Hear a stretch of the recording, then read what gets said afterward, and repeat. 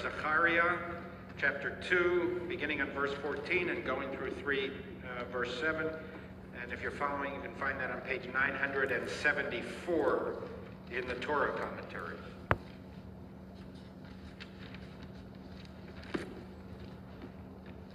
Baruch atah Adonai Eloheinu melech haolam asher bahar b'nevi'im tovim v'ratzah b'divreihem hane'emarim be'emet. Baruch atah Adonai haboher b'torah uv'Moshe abdo uv'Yisrael amo uv'nvi'ei ha'emet b'tzedek. Roni v'simchi b'tzion ki hineni v'shachanti b'tohei ne'um Adonai v'nilvu goyim rabim el Adonai b'yom hahu v'hayu li le'am v'shachanti b'tohei v'yada'at ki Adonai tzava'ot shelachani elayeh v'nechel Adonai et Yehuda hakol al admat hakodesh uvahar od Yerushalayim had kol basar mipnei Adonai hine or mimot hashel vayarein et Yehoshua hakohen hagadol omed lifnei malach Adonai v'hasatan omed al yamino lesitno. Vayomer Adonai al hasatan, Yikar Adonai beha hasatan, V'yikar Adonai beha haboher b'Yerushalayim halozed u'tzalmei esh.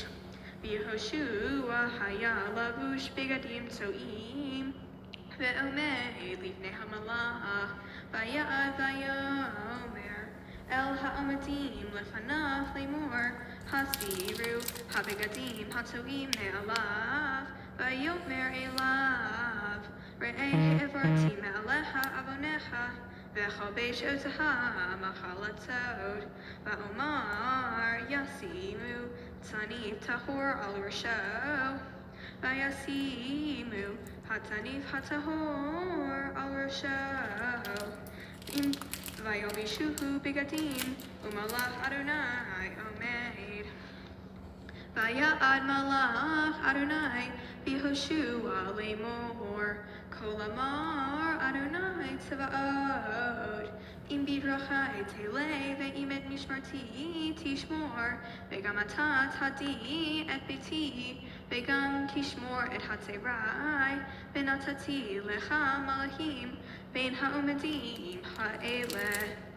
Baruch atah Adonai Eloheinu melech ha'olam tzur kol ha'olamim tzadik bechol hadarot ha'el ha'ne'eman ha'omer ve'oseh ha'medaber u'mekayem shekol debarav emet v'tzedek al ha'torah ve'al ha'avodah ve'al nevi'im ve'al yom ha'shabbat hazed shenatata lanu Adonai Eloheinu likedusha v'limenuha lehavod ultiv'areh al hakol Adonai Eloheinu anachnu modim la u'mevarchim otah yitbarach shimcha b'fi kol hay tamid le'olam va'ed Baruch atah Adonai mekadesh ha'shabbat. Amen.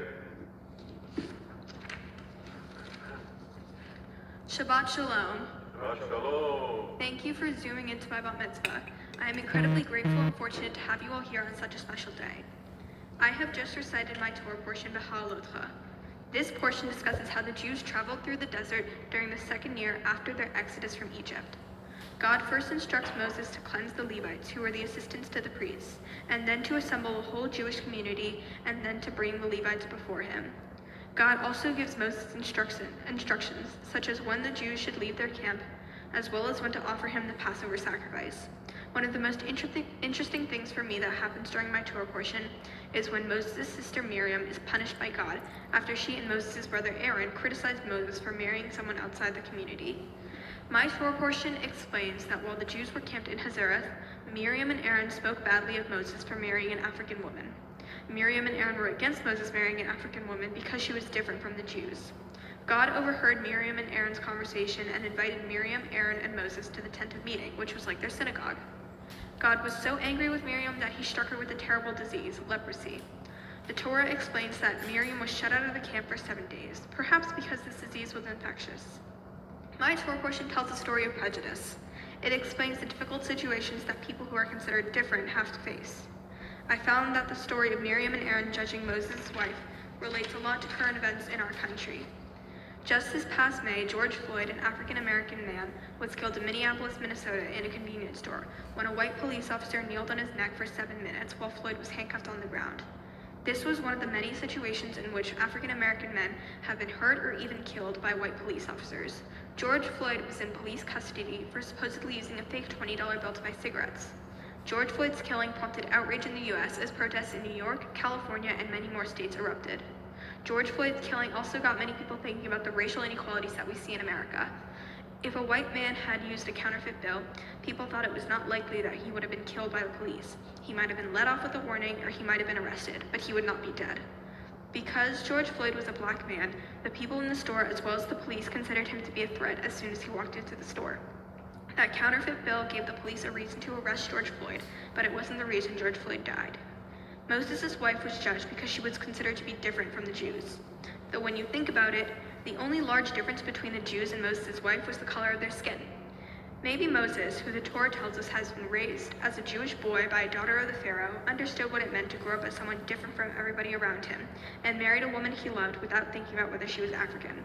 But for the other Jews, including Moses' own brother and sister, marrying someone with a different skin color was a big deal.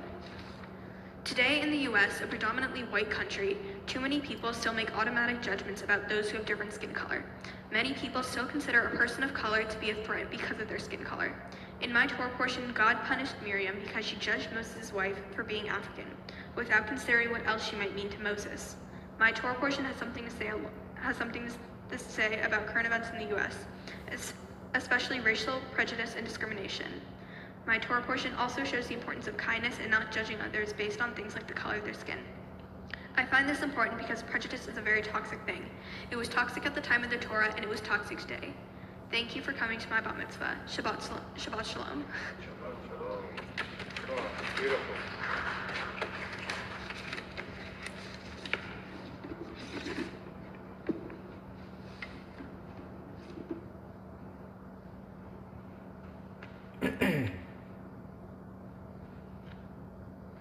Phoebe, that was a terrific Dvar Torah. Just in general, everything you did this morning was terrific. I especially like it because the whole point of the Torah is not to be some kind of ancient text that is frozen in time. It's intended to be a guide to contemporary life, some moral guide for how to live our lives today. So your willingness to connect the bias that you perceived by Moses' sibling, that you surmised was because of racial differences, to connect that to our circumstances today is very moving to me and very poignant. And it is exactly what a Dvar Torah is supposed to do. The truth is, we haven't yet fully atoned in this country for its original sin, the horrendously evil idea that one group or a particular race is inherently inferior. Dehumanization is the ultimate logic of racism. Jews know this. You know, the moment that they could define us as an inferior people, not even because of anything we did, just simply for existing, they could do with us whatever they wanted. Racism subverts every principle of religious thought. From its first words in the Bible, Judaism insisted that every human being created in God's image is entitled to equal respect and equal dignity. What I especially appreciated about your moving Dvar Torah, Phoebe, is your effort to step into another person's shoes. You warned us, white Americans, not to make automatic judgments about those who have a different skin color. That's so beautiful. Completely right. The beginning of morality is the ability to put yourself in another person's shoes. We make judgments about people based on their skin color and other physical attributes all the time, every moment of every day. Those of us who are white need to be more open to the experiences of Black Americans, many of whom worry that their teenage and 20-something children, when they're out on the town, when they are walking into bodegas, when they're jogging in the neighborhood, that some harm will come to them. You know, listening to you, Phoebe, I don't know if you remember this. Do you remember that bird watching incident in Central Park where there was this African-American bird watcher? He was doing it for years. He loved it. And that became a racially fraught incident, well known throughout the country. Just something as innocent as bird watching. As you so eloquently described, the interactions of the African-American community with the law enforcement community in this country is different than our interaction with law enforcement. And although we say it to ourselves, and on one level it's true that we're all in this pandemic together, that is true on one level. On the other hand, it is also true that there are disproportionate deaths from COVID-19 in communities of color. And look at the different levels of poverty, food insecurity, underemployment and unemployment, unequal access to health care, housing, educational, and economic opportunities. And what you implied, Phoebe, is that communities of color cannot resolve these injustices by themselves. Nor should they. These are not simply minority problems, these are American problems. Judaism says a prisoner cannot release herself from prison. Others need to turn the key and unlock the door. And who knows this better than the Jews? We've been abandoned so many times throughout our history. So often we yearn for someone to look at our suffering, for someone to save us, for someone to come in and unlock the door of our prison. All your life, Phoebe, I hope you remember what you spoke with us today and what you conveyed to us today. Knock down the doors of injustice. Take sides. Judaism commands us to take sides, not to be neutral. Stand on the right side of history. Stand on the side of freedom, fairness, and dignity. Stand on the side of liberty and justice for all. Your parents gave you the Hebrew name Leah. It's one of the most honored names in all of Jewish tradition. Leah was one of the 4 founding mothers of our people. In fact, none of us would be here were it not for Leah.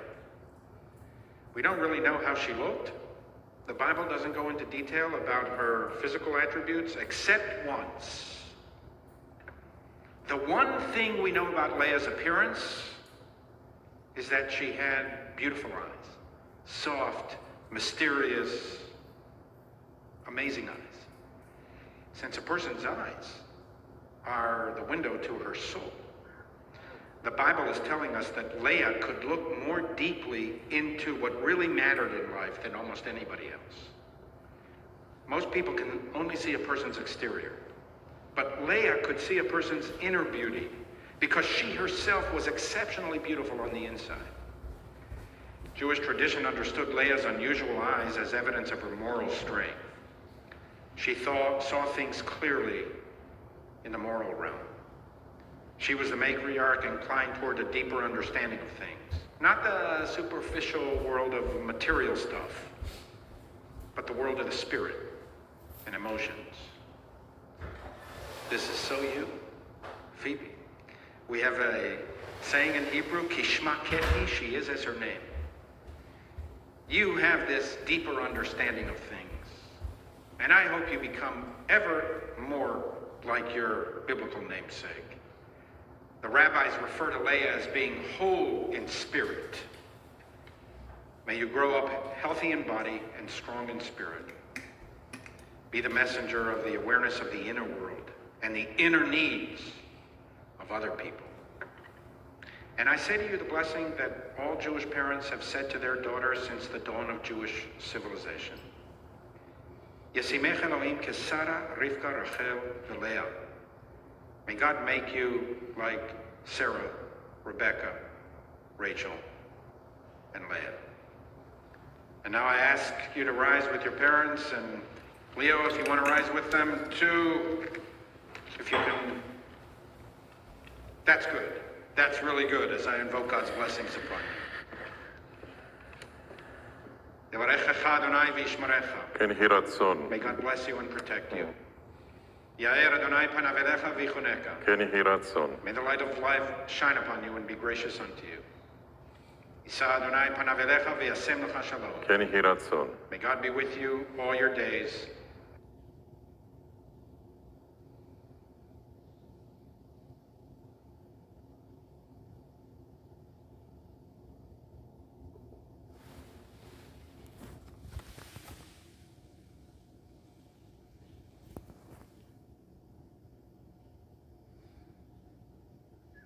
And grant you a lifetime of happiness, contentment, ברוך אתה אדוני אלוהינו מלך העולם שהחיינו וקיימנו והגיענו לזמן הזה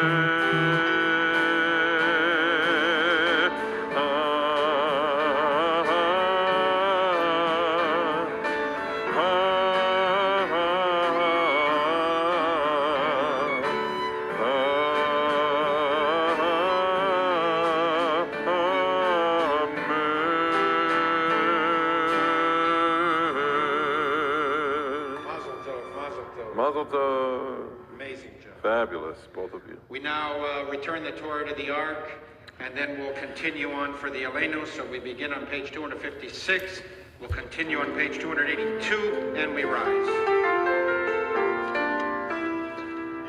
יהללו את שם אדוני, כן יזכור שמו לבדו. הורו על ארץ בשמיים, וירם קרן לעמו. תהירה לכל חסידיו,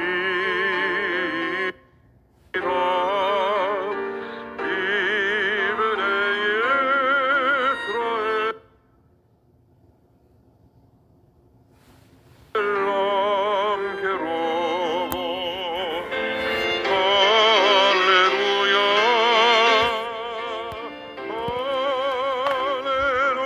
הללויה. את חיים היא למחזיקים בה, ותומכיה מהושה. דרכיה דרכי נועם, וכל נתיבותיה שלום.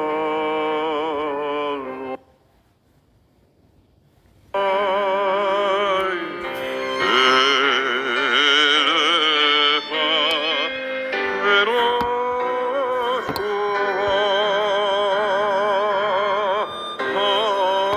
חורש, חורש ימינו, חורש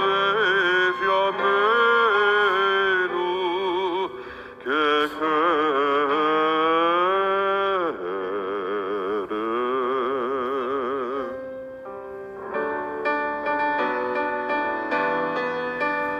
עלינו לשבח לארון הכל, לתת גדולה ליוצא בראשית, שלא עשנו כגויי ארצות, ולא שמנו כמשפחות אדמה, שלא שם חלקנו כהם, וגורלנו ככל המונם. ואנחנו קוראים ומשתחווים ומודים לפניהם.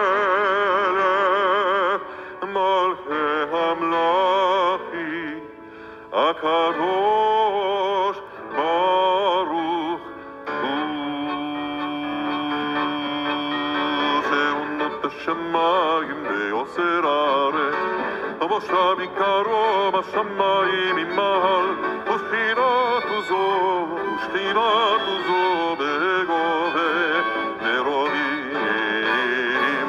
הוא אלוהינו אינו, אמת מלכנו, את בסולתו, כך כתוב בתורתו, ויראת היום מיישב אותה אל לבביך, כי אדוני הוא האלוהים בשמיים ממעל, ועל הארץ מתחתנו ונאמר, וחיה אדוני למלך על כל הארץ.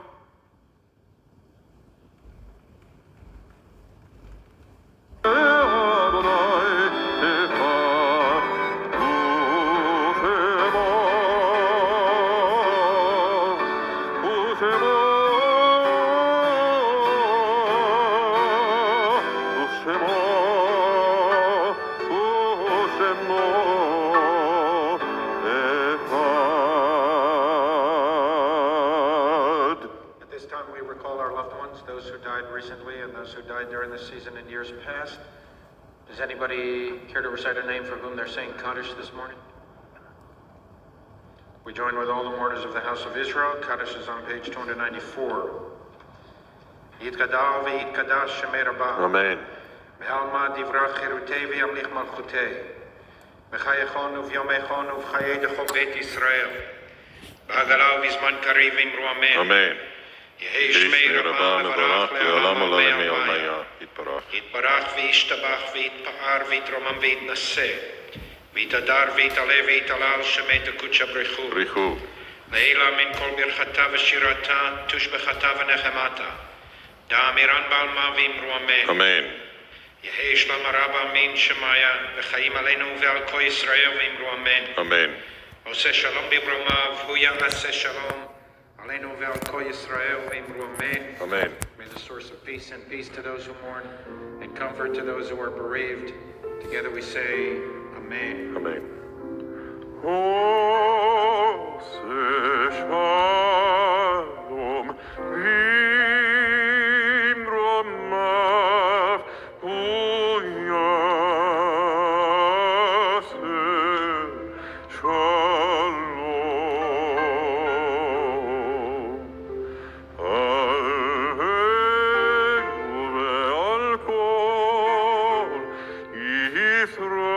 shalom alenu ve'al kol Yisrael. Amen.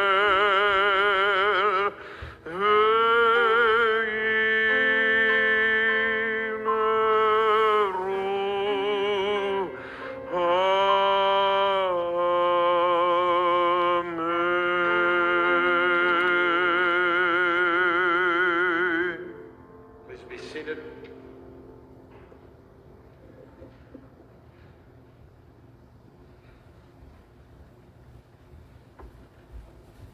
Shabbat Shalom.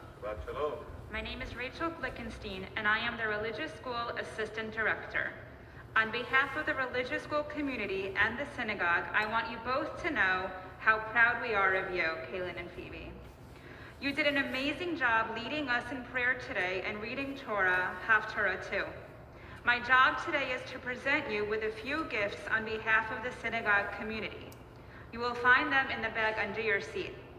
A bat mitzvah certificate so you can always remember that this day happened. You did it. A gift certificate for Nifty in Israel so you can go to Israel with other teens and really experience Jewish life in our homeland. A Kiddush cup from the women's organization to make all your simchas sweeter. Lastly, these sidurim as a gift from the religious school to the synagogue in your honor. Your name is on a book plate, so you will always have a presence in our synagogue. Mazal Tov and Shabbat Shalom. Just a couple of announcements before we conclude. First of all, Mazel Tov to you two and to your parents and your family. It's amazing. You know, we lost a little bit on the side of having lots of people here. The place would have been packed with hundreds of people. We would have done some dancing, and you know, we believe in that. That's what we like. We like people pressed together. All that being said, what we gained was we kind of, not by choice, but you know, we stripped away all of the extracurricular stuff, and what we're left with is just the two of you with such purity, such intention, such devotion, and focusing on the actual ritual and the Torah that we've been engaged in now for hundreds and even thousands of years. So again, I want to thank you, as I've spoken to both of you, and if there are younger people here and also online, you'll get your lives back. You'll get your lives back already beginning this year. You'll live to see the 22nd century. So this, in the end, will be a very small part of your lives, but hopefully, and based on the lessons that you've spoken with us today, you'll become better as a result, a little less self-absorbed as Americans tend to be, and a little more sympathetic and empathetic, not only with other people, but more aware about what can happen in life, how something might seem solid, but everything is fragile in the world. And I hope the two of you become instruments of goodness as you preach to us today. And I expect that by the time we get to the next Bnei Mitzvahs in the family, have we given you guys dates yet? Sometime in 2022 or 2023? Do you remember the exact date? It doesn't matter. Sometime in 22 or 23, we'll come back and we'll have it the way we imagined it, okay? And that I'm pretty certain of. I'm not a prophet, but I'm pretty certain of that.